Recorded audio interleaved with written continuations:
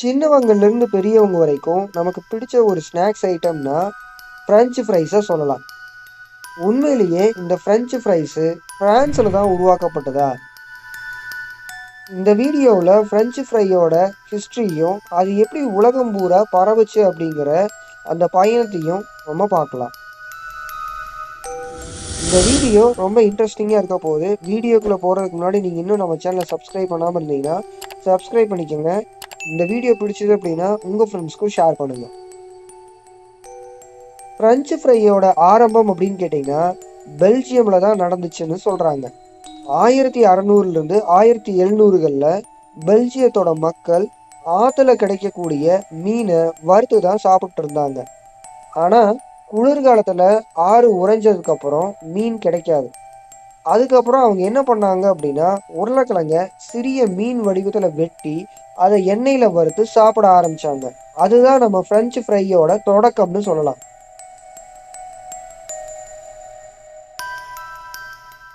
அதே சமயத்தில் ஃப்ரான்ஸோட சில ஸ்ட்ரீட் வெண்டார்ஸுகள்லாம் 1780களில் பாண்ட் நாஃப் பிரிட்ஜுக்கு பக்கத்தில் ஃப்ரைடு பொட்டேட்டோஸை விற்றதா சொல்கிறாங்க.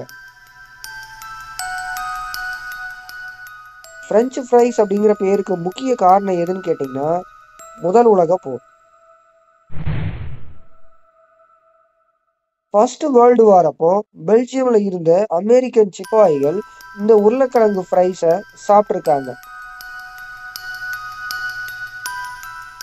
பெல்ஜியத்தோட அதிகாரப்பூர்வ மொழி ஃப்ரெஞ்சு அப்படிங்கிறதுனால அவங்க அதை ஃப்ரெஞ்சு ஃப்ரைஸ் அப்படின்னு சொல்ல ஆரம்பித்தாங்க. அதுக்கப்புறம் தான் அந்த பெயர் உலகம் முழுக்க பரவுச்சு. அதுக்கப்புறம் அமெரிக்காவில் ஃப்ரெஞ்சு ஃப்ரைஸ் மிக வேகமாக பிரபலமாயிடுச்சு. 1900 காலகட்டங்களில் தான் இந்த ஃப்ரெஞ்சு ஃப்ரைஸு ஃபாஸ்ட் ஃபுட் கல்ச்சருக்கு வந்துச்சு.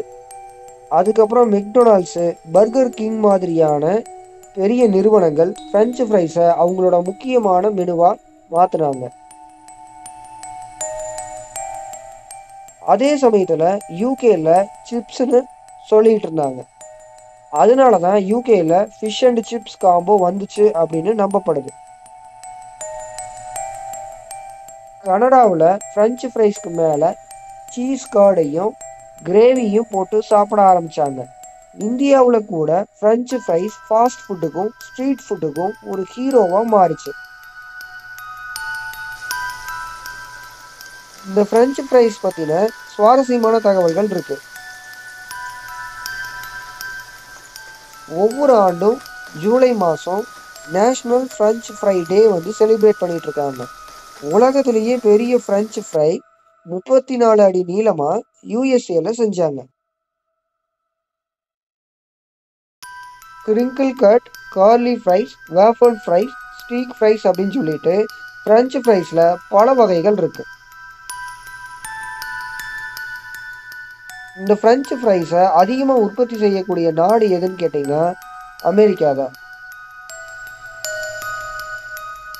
அதுக்கு தேவையான உருளைக்கிழங்குகள்லாம் இந்தியா, சீனா மாதிரியான நாடுகள்ல இருந்து எக்ஸ்போர்ட் ஆகுது. கெச்சப்போட சாப்பிட்றது யூஎஸ்ல ரொம்ப பிரபலமாக இருக்கு.